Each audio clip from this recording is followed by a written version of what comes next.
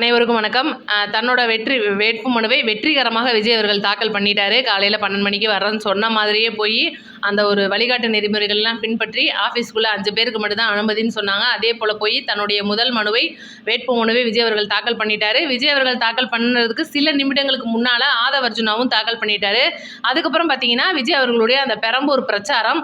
இதில் என்ன ஒரு சுவாரஸ்யம் அப்படின்னு கேட்டிங்கன்னா, பெரம்பூரில் விஜய் அவர்கள் தாக்கல் பண்ணிட்டு இருக்கும்போதே அங்கிட்டு கொளத்தூரில் ஸ்டாலின் அவர்களும் தாக்கல் பண்ணார். ஒரே கூத்தா இருந்துச்சு அப்படின்னு சொல்லணும்.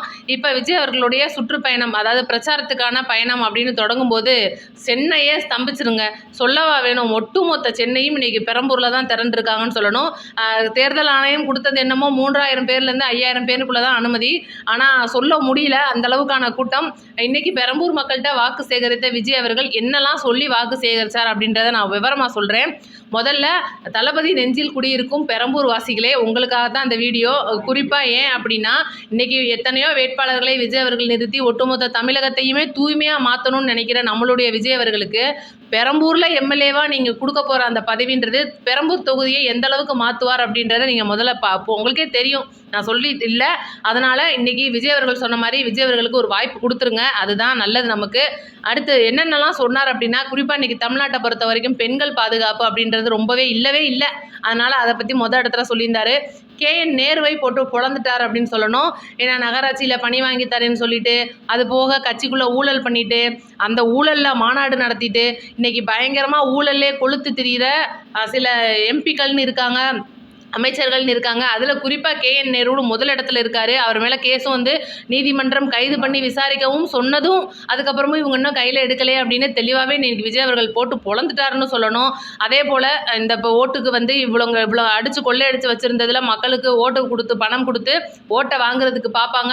அவங்கள்ட்ட நீங்கள் என்ன செய்யணும்னா, கொடுக்குறது எதுனாலும் வாங்கிக்கோங்க, அவங்க காதிலே விசில ஊதி அமுச்சு விட்ருங்க அப்படின்றத தெளிவாக சொல்லியிருக்காரு. அடுத்து என்னன்னா, இவ்வளோ நாள் DMK ஸ்மார்ட்டாக இவ்வளோ தூரம் எவ்வளவோ இன்றைக்கி மக்களுக்கு என்ன தான் தப்பு செஞ்சாலும் கடைசி நேரத்தில் நம்ம பணம் கொடுத்து நம்ம மக்களை வாங்கிடலாம் அப்படின்ற ஒரு மமதை இருக்குது பார்த்தீங்களா. அந்த ஸ்மார்ட்டான மனநிலையை முதல்ல நம்ம உடச்சாகணும். அதே ஸ்மார்ட்டாக நம்மளும் செயல்பட்டு காலையில் 23ஆம் தேதி காலையில் போய் வரிசையில் நின்று அவங்கவுங்களோட ஓட்டர் ஐடி கார்டு எடுத்துகிட்டு போய் அந்த மிஷினுக்கு நேராக இருக்கிற விசில் சின்னத்தை எங்கே இருக்குன்றதை பார்த்து பச்சக்குன்னு அழுத்திட்டு வந்துருங்க. இதுதான் ஜென்சி தலைமுறைகளுக்கும் மற்றும் அனைத்து வாக்காளர்களுக்குமான விஜய் சொன்ன ஒரு முக்கியமான விஷயம். ஏன்னா அந்த 23 அப்படின்றது சர்க்கார் படத்தில் வர்ற மாதிரியான தமிழ்நாடை அந்த ஒரு விரல் புரட்சி அப்படின்றதுல தூய்மையாக்குறது அப்படின்னு சொல்லியிருப்பாரு. அதில் இன்னும் ரொம்ப முக்கியமான விஷயம் என்னென்னா, இன்றைக்கி வெளிநாட்டிலேருந்து இன்றைக்கி பார்த்தீங்கன்னா சவுதி அரேபியா அந்த மாதிரி ஊர்கள்லேருந்து நிறைய பேர் வந்திருக்காங்க. இப்போ ஊடாலெல்லாம் பார்த்தீங்கன்னா மலேசியா, சிங்கப்பூர், ஓமன் நாட்டிலலாம் இருந்து நிறையா பேர் வந்ததை நம்ம பார்த்துருப்போம். அவங்க வர்றது அப்படின்றது இன்றைக்கி சொந்தக்காரங்களை பார்க்க வரலாம், இல்லை அவங்களோட சொந்த வீட்டுக்கு வரலாம். ஆனால் அவங்க காரணம் என்னென்னா, டிவிக்கோட துண்டை போட்டுட்டு அந்த ஏர்போர்ட்டில் நான் அண்ணனுக்காக ஓட்டு போட வந்திருக்கேன்னு சொல்லிட்டு வந்திருப்பாங்க. ரொம்பவே சந்தோஷமான விஷயம். தன்னோட பணத்தை செலவழிச்சிட்டு, ஏன்னா எப்படியும் டிக்கெட் 25,000 30,000 ரூபா ஆகும்.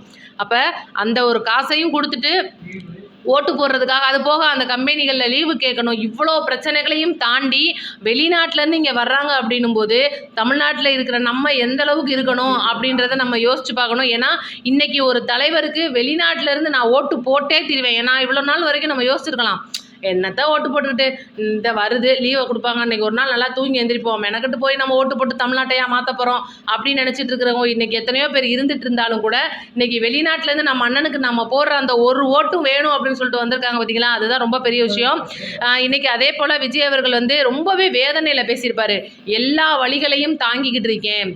அப்போ அந்த வழிகள், அந்த வார்த்தைகளோட வழிகளை நீங்கள் கண்டிப்பாக புரிஞ்சுப்பீங்க அப்படின்னு நான் நினைக்கிறேன். ஏன்னா ஏமாற்ற மாட்டேன் அப்படின்னு சொல்லியிருக்காரு. ஏன்னா எந்த அளவுக்கு அவரோட மனசில் அவ்வளோ வழிகள் இருந்தால் அந்த ஒரு வெளிப்படையாக அதை சொல்கிறாரு. ஏன்னா வழிகள் அப்படின்றது குடும்ப பிரச்சனை, தன்னோட பட பிரச்சனை, கட்சிக்குள்ளே இருக்கிற பண பிரச்சனை, அது போக CBI பிரச்சனை, அந்த கரூர் பிரச்சனை, எவ்வளோ தூரம் ஒரு மனுஷனை எவ்வளோ அடின்னு அடிக்க முடியுமோ நாலா பக்கத்தில் இருந்தும் சூழ்ந்து இருந்து அடின்னு அடித்து தாக்கிக்கிட்டு இருக்காங்க. இவ்வளோதையும் தாண்டி இந்த தேர்தல் ஆணையத்திட்ட போராடி இந்த பெரம்பூர் மக்களை சந்திக்கணும்னு வந்திருக்காரு. இது போக அடுத்தடுத்த சுற்றுப்பயணங்களில் இப்போ கொளத்தூர், அண்ணாநகர், வில்லிவாக்கம், விருகம்பாக்கம்னு 4 தொகுதி இருக்குது. வில்லிவாக்கத்தை பொறுத்த வரைக்கும் ஆதவ் அர்ஜுனா அவர்களோட தொகுதின்றனால அவரும் சேர்ந்து தான் பிரச்சாரம் பண்ணுறதா இருப்பாங்க. கண்டிப்பாக அந்த டீட்டெயில் நம்ம அடுத்தடுத்த வீடியோவை நோட்டிஃபிகேஷன் ஆன் பண்ணி வைங்க. ஒவ்வொரு தொகுதிக்குமான தனித்தனி வீடியோ நம்ம சேனலில் வந்துகிட்டே இருக்கும். விஜய் அவர்கள் என்னெல்லாம் பேசுகிறாரு, என்னெல்லாம் தேர்தல் அறிக்கை பரப்புரையில் மிக சுவாரஸ்யமாக நடந்த விஷயங்கள் நான் உங்களுக்கு தந்துகிட்டே இருப்பேன். தயவுசெய்து இனி என்னென்னா, இந்த மனுஷனை விட்டுறாதீங்க மக்களே அப்படின்றது தான் நம்ம சொல்கிற ஒரே காரணம். ஏன்னா இவ்வளோ தூரம் வந்து தமிழ்நாட்டுக்கு நல்லது செய்யணும்னு வந்திருக்கிற அந்த மக்களை நம்ம கைவிட்டக்கூடாது அப்படின்றது நம்மளோட ஒரு கருத்து. மறக்காதீங்க, நோட்டிஃபிகேஷன் ஆன் பண்ணி வைங்க. அடுத்த வீடியோவில் சந்திப்போம். அனைவருக்கும் நன்றி, வணக்கம்.